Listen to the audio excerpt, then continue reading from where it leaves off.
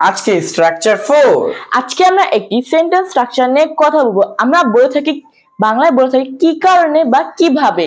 যেমন আমরা বাংলায় বলে থাকি কি কারণে তুমি এত হতাশ, কিভাবে তোমার কোম্পানি এত বড় উন্নতি করলো, কিভাবে তুমি বিরিয়ানিটি তৈরি করলে, কিভাবে জুসটি বানালে।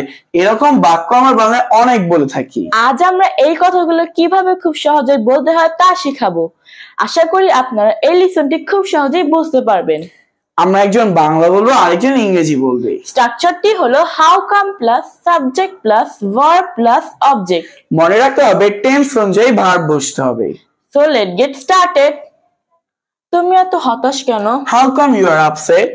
তুমি এত বড় ভুল করলে কিভাবে? How come you made a great mistake? তোমার কোম্পানিটি এত বড় লাভ করলো কিভাবে? How come your company made a great profit?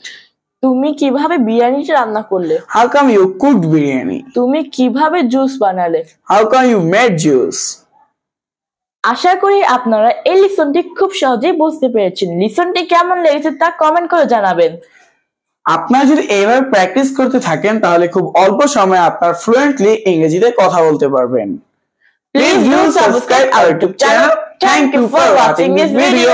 Bye.